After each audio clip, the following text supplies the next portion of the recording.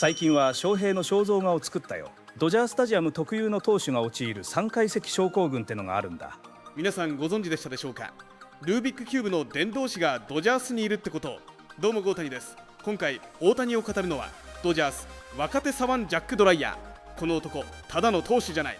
大学で怪我して暇になった結果ルービックキューブを極めました。気づけばチームメイト約20人に解き方を布教。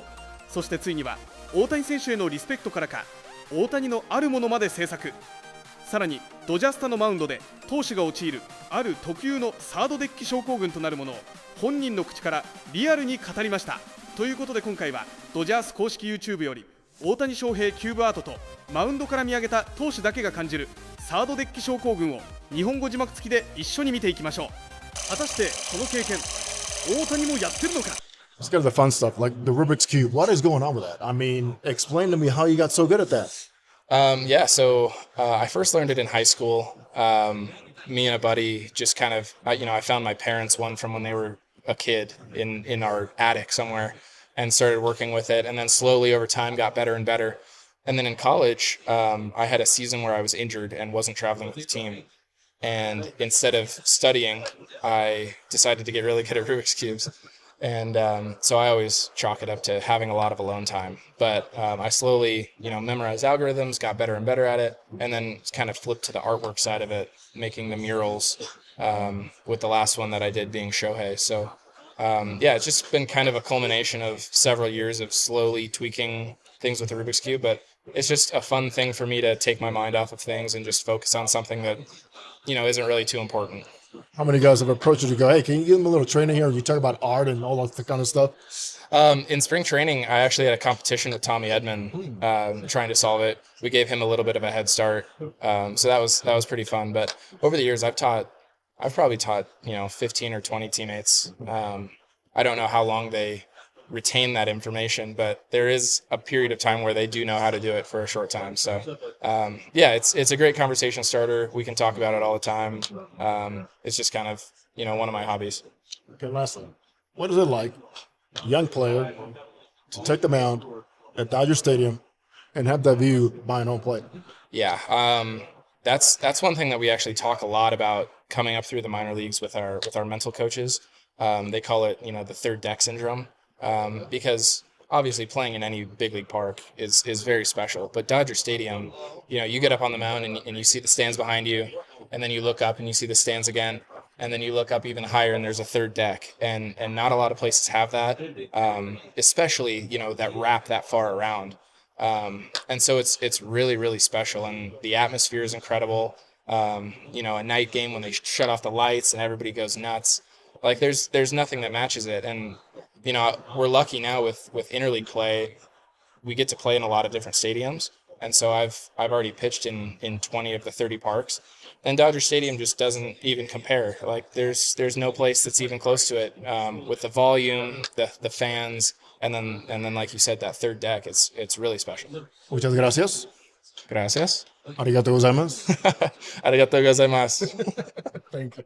ちなみにドレイヤ選手はロースター入りしたこと、東京の感想を日本に来た時にこう語っていました。With the man Jack Dreyer, first of all, congratulations, the roster, just kind of making that dream come true. Just kind of what are your thoughts here? And you see this when we're here and everything's accomplished to be on that roster, man. Yeah, I mean, obviously, my thing is, don't focus on the things you can't control, and that's one of those things. But to get called into Doc's office yesterday and kind of have a meeting about how they were going to put me on the roster, it was a really special moment. Yeah, and just you've anticipated that moment pretty much your whole life. You put in so much work to get there. Just kind of what was going through your mind? Who's kind of the first person you thought of too? I mean, first people you think of is your family for sure, and they're the first that I called as well. So, like you said, it's been hours and hours of work over years and years, and so to finally have a dream come true, especially in Tokyo, on opening day, it's really special. Yeah, just talk about Tokyo. I mean, the experience being here, 45,000 fans tonight to see the first game in Tokyo in a long time. Shohei Ohtani, all the hype around this matchup, just kind of what goes through your mind and thinking, do you have a sense of how special and historic this game is? I mean, it's really hard for it to sink in, honestly. You know, we've been here for several days now, and every morning we get to go and experience Tokyo, different aspects of it, which have just been unbelievable. And then to come see the fans show up here and just root for both teams and be excellent is just one of the greatest experiences ever. Yeah, I'm curious. I want to get your thoughts on the cheering section. Do you hear that? Do you think maybe the Dodgers should have that in the right field, left field pavilion? I mean, what are your thoughts on that and the passion that these Japanese fans have? I mean, the passion, no question, is absolutely there. I think there's one element that is also there, and that's, you know, kind of a respectful element. So even though they are passionate, they kind of play it the right way, and so they do an excellent job with that. And so, you know, the fans for both of the teams that we played have been unbelievable. So hopefully we get crowds like that tonight as well. Yeah, and you definitely will. And the dinner, I have to ask you, what was the best thing you ate? Are you an adventurous eater? Just kind of what stands out from that experience? Looks like you guys had a lot of fun. It was a great time. You know, being from Iowa, we're pretty landlocked, so don't have a lot of experience with sushi. But I told myself I was going to be very adventurous, try every single thing. And so our table tried everything together. You know, some was good, some was not so good, but overall it was an incredible experience. Anything that was your favorite that kind of sticks out? I mean, the tuna was the best. Huge, man. It was it's massive. Yeah, it's a very stock answer, but it was That's where I'm unbelievable. at. That's where I'm at. Yeah. That's where I'm at too. Exactly. Now you guys have hit the streets too. You've done a lot of stuff. Anything that stands out as far as the favorite thing you've done here in Tokyo so far? I mean, so many things. There are so many things to do in Tokyo. I would need to stay here for a lot longer to kind of get a real feel for it. But you know, we've visited temples, we've gone to fish markets, we've gone downtown to Shibuya, that kind of stuff. So I can't put a finger on which one was my favorite, but every experience has been perfect. それではお待たせしました。ドレイヤ選手宅大谷翔平を見ていきましょう。ということでいかがでしたでしょうか。一体この大谷翔平選手の巨大アート、どのくらい時間がかかったのでしょうか。スタジアムの期待と声援、そして光を浴びで光、いやテカリ輝いています。6色という限られた色を使いうまく表現されております。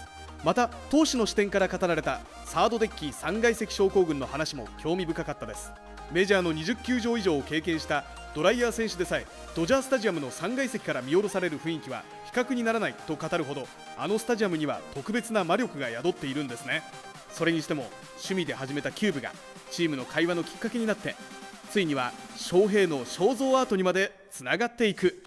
こういう野球の外側の物語があるからドジャースってますます好きになるんですよね。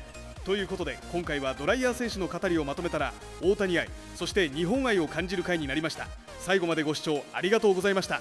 今後もゴータニ TV は大谷翔平選手とドジャースを応援していきますので、チャンネル登録、コメント、高評価よろしくお願いします。それではまた次の動画でお会いしましょう。